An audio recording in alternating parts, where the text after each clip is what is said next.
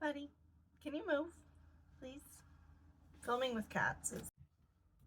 So I wasn't going to even film an intro for this little cooking video, but given that I filmed this back at the beginning of April and it is now the end of June and I'm just now editing it, I thought that I would hop on here and say hello. So the end of the school year, as it is for many families, is very busy in my house, and life really caught up with us really hard this spring. So the end of the school year just comes with all of the normal stuff, like, end of the year programs and making sure the kids are winding up their grades and all of that kind of stuff. And then right at the end of the school year, I got very sick. I got pneumonia. I have not been that sick in years, and it really knocked me on my butt, especially since it was right there, like I said, like the last couple weeks of school. I had managed to volunteer at my kids' school almost every single day this school year and not get sick until the very end of the school year. So summer colds are never fun because they feel very unfair, but that's what I got, and then it turned into pneumonia, and then just recuperating from that took quite a while. Also, we said goodbye to one of our family pets who had gotten older and was having behavioral issues and pain issues, and we had to make that really hard decision. So we've been walking our kids and ourselves through that. Let's see, we traveled to Medora, North Dakota and took a little weekend trip. We've already done another camping trip. We're getting ready to do our big family 4th of July, like multi-family camping trip here in, 2 weeks? So I'm getting ready for that. We've had all of our summer activities going. We've got reading camp, art, tennis. My oldest kid has started a lawn mowing business. I'm trying to get multiple projects done around the house. I've got the garden going. I also have some like arts and crafts type projects that I'm trying to get done for my friend, who she's starting a new atrium for Catechesis of the Good Shepherd, and she needs a couple of works made that I have made multiple times now, so she asked me to do those, so I have to get started on those, just because they take a lot of time. The second week of July, I'm going to be gone for an entire week by myself to go do training for Catechesis of the Good Shepherd for my next level that I need training for. So I'm also preparing my kids and the house and freezer meals and all of that so that everybody is taken care of while I'm gone. Also trying to figure out the logistics of me going, being there. I've got a hotel and all that good stuff. So this is just shaping up to be a really busy spring and summer. So that's why I'm filming this little intro. Now the recipe that I'm going to share here is a really super simple potluck meal, or I make it during the summer as just a meal because I can make it ahead of time, put it in the fridge. We can pull it out for snacks, for lunch, for dinner. It's an anytime thing. My family loves this pasta salad. We call it pizza pasta salad. I don't know what other families call it. Definitely not the first one to make this or think of it, but I wanted to share a video of me making it, one, to share the recipe in case for some reason you haven't seen it before, and two, because I made this to take to our traditional Latin Mass potluck. So we only have it once a month here where I live. We have it in our school chapel, and afterwards, usually everybody tries to bring a dish and we all eat together.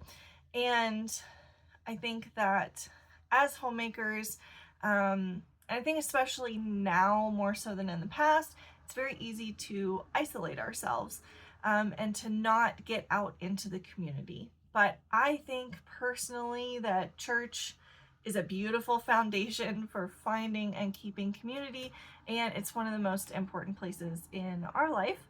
So I wanted to share this just little tidbit of making a recipe, taking it to Massener, our potluck afterwards. So I hope everyone had a wonderful spring, is heading into a beautiful summer, that your weather is good. I know there's been a lot of flooding over in Minnesota and some other places. There's been tornadoes. It's been a bit of a crazy start to the summer. Not looking forward to hearing about hurricane season. A lot of my family is down in the area where they have to worry about hurricanes. So, anyway, this was a long rambling intro, but I thought this video needed one after such a long delay in a next video. So I am going to try to get back on some sort of a regular filming schedule, but I can't promise anything.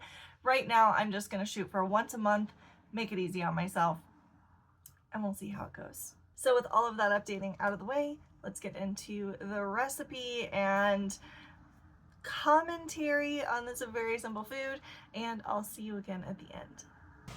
Like any pasta salad, we're going to start with boiling our noodles. I like to use rotini. I do not suggest penne or those types of pastas.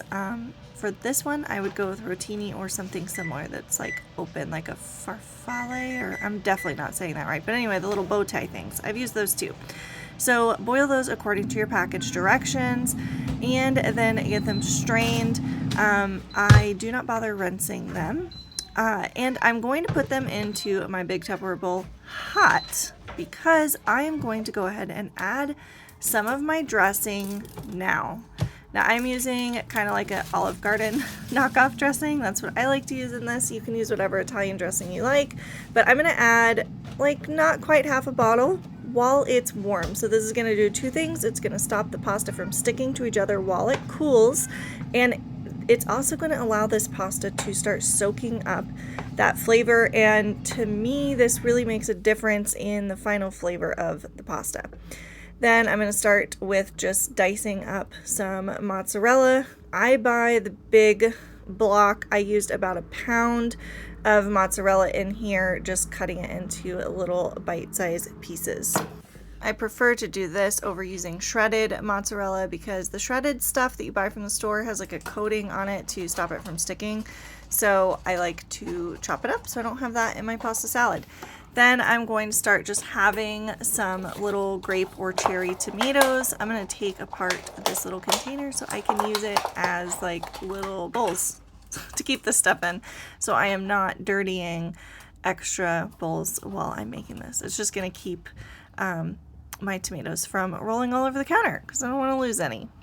And yes, I've seen the hack of putting the cherry tomatoes between two lids and then slicing between them, but I'll be completely honest, you guys, my knives are super dull and you have to have a very sharp knife to use that trick, so I just do them one at a time. It's fine. Then I'm going to open up a can of black olives and start slicing those. Now my kids love black olives. They will literally sit and eat an entire can of black olives in one sitting. Like I have to quickly put these into the pasta salad because the kids will come by and snatch them while I'm trying to slice these up for this pasta salad. If your kids don't like black olives, you can leave them out. That's totally fine. The great thing about pasta salad is you can change the ingredients to just be whatever you want. Once your pasta is cool, give it a stir every 5 minutes or so until it's cooled off. Dump your cheese and your olives and your tomatoes in there. And then this time I am using the mini pepperonis because they were on sale, but usually I will just buy a regular bag of pepperoni and cut it into 4 pieces. So I'll just stack up like a stack of pepperonis, cut it into 4, and then just separate them with my fingers and add them to the pasta salad.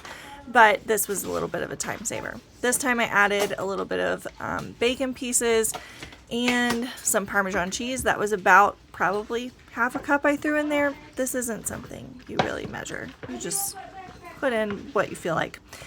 And then we're going to add the rest of the knockoff Olive Garden dressing. I think a nice vinaigrette also tastes great in here, but I find that it's a little bit too sharp for kids. So I stick with this like Olive Garden dressing type thing.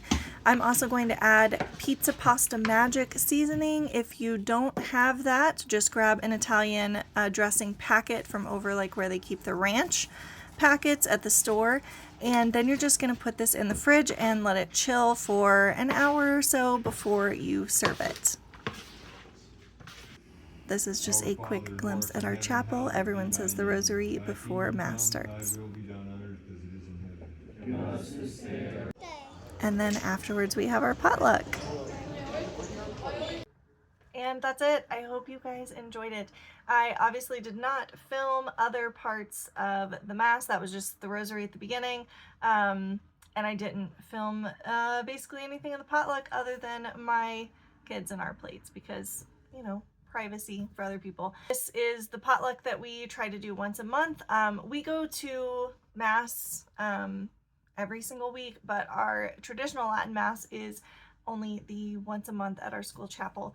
So on those weeks, we go to the school chapel and then have this potluck afterwards.